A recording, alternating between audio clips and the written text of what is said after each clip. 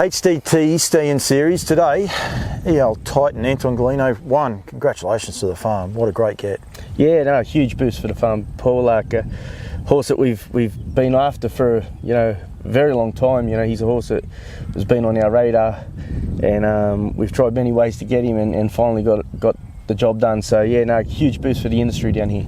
He's a proven sire, and we will get onto that in a second. But his race record, I mean, he's coming here as a proven sire from the USA, but his race record already, it's just great to get a horse with a record like he has. I think it was 20 starts for 7 wins, $700,000 in stakes. He was a serious horse in the US. Yeah, no, he was a proper horse, Paul, and once again, he's a horse that, we looked at and we tried to find that he ticked all the boxes. He was a good racehorse. He comes from an amazing family. He's probably one of the best families in the stud book, and and he's got great conformation, which is a huge boost being a Muscle Hill horse, So, yeah, he's a horse that ticked all the boxes for us, and that's why we've been sort of pushing hard to try and get him, and yeah, thankfully we got him.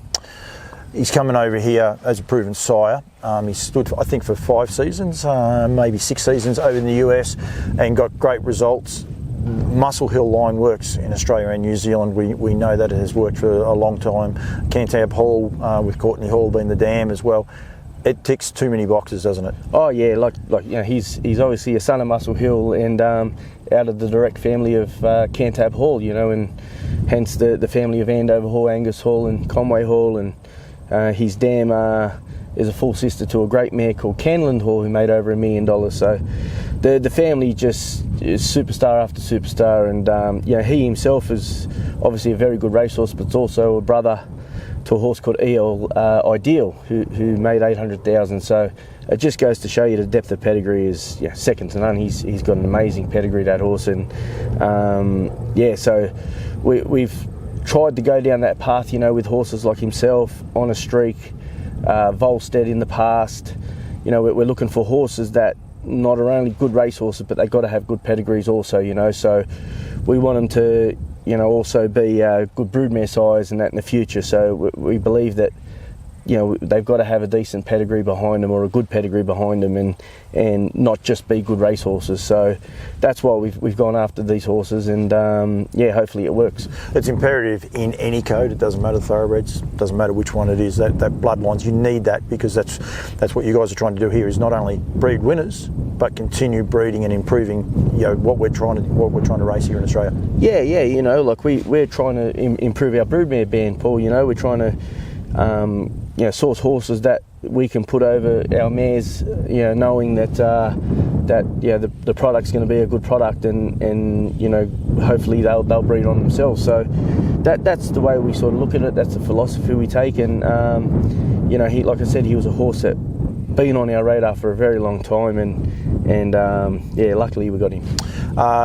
Lightly produced horses, but wasn't owned by any syndicates. He was privately owned, didn't get big books of mares and things along those lines, but what he's been able to do with that progeny on the track is just brilliant.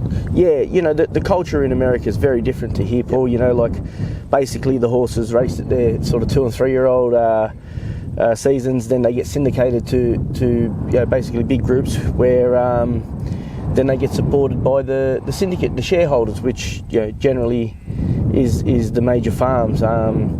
The owners of the horse, EL Titan, they didn't want to syndicate him, which probably works against him in the sense that you don't get support from the bigger farms. From the bigger farms, that's how the business works there. Your horses get syndicated, and the bigger farms buy shares, and then they support the stallion. Where he didn't get syndicated, so that probably worked against him.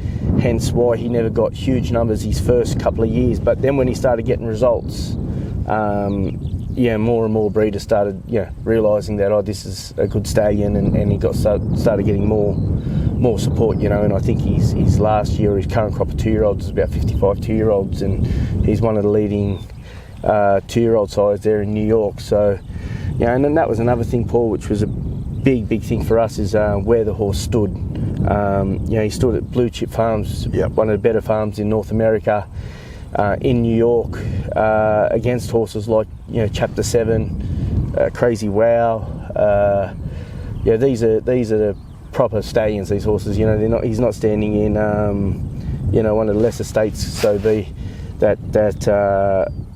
you know, it's sort of an easy run for him. So he's done it himself, and he's made himself, and you know, that was another big draw card for us. That the fact that where he stood and stood in New York is a huge thing. It's a hard thing to do. And there was no the guys in America, they weren't keen to let him go. It wasn't like, oh, he's struggling and we'll let him go. There was a lot of bargaining and toing and throwing behind the sines to get him over here. Yeah, definitely, Paul. It was hard work, to be honest, to get him. You know, we you know, they could see the value in the horse, and that the horse was just starting to get a lot of momentum. And you know, blue chip guys there, to their credit, they understood that the horse was doing a great job. So, but you know, we've still got a great relationship. So it was good, and they understood the deal. So it worked well for everyone. Pat gives a few little notes there. He just said about you know, a couple of the bloodstock agents and the way these horses look, not just their pedigree on their page, but just looking at them, he just throws a stunning type. Yeah, that was one of another big thing for us, Paul, is that, you know, for a son of Muscle Hill, he had amazing conformation, or he has amazing conformation. You know, it's probably no secret that some of the sons of Muscle Hills can be a little, you know, conformation is not the greatest. But this horse here in particular was a big, you know, thing that he had to have for us to get him, was good conformation. And you know, Robert Lindstrom's one of the, you know, most respected bloodstock agents in Europe and North America. He said this horse, you know, throws amazing, you know, types and very good conformation. So for guys like him to give a horse a big rap it's a big deal. He's going to be standing here as chilled seaman. He's going to be standing at Cobbitty Farm alongside On a Streak in New South Wales, and he'll be eligible for the race series, the Haras Trotteurs and Cobbitty Farm's trotting series. So he'll be eligible for that. But for mine, the big kicker is you guys have purchased him. He ain't going anywhere. He's not a shuttle stallion. He's here. He's here to stay. You guys have really put your money where your mouth is, so to speek, and he's going to be staying here forever, which is super exciting for Australian breeding. Yeah, it's huge, Paul. You know, like, yeah, thankfully Pat, he you know, was brave enough to take the plunge and buy the horse outright. You know, and it's a massive boost for our breeding industry. We're going to give this horse you know, huge support. We're going to give him, you know, our best mares. A great, you know, the book of mares that we're giving him, me and Pat have been through, is amazing. You know, I think it'd be as good as anywhere in the world for a horse. So that's what we think of the horse. You know, we're going to support him heavily, and yeah, hopefully breeders get behind him and also support him. 3,500, amazing service fee.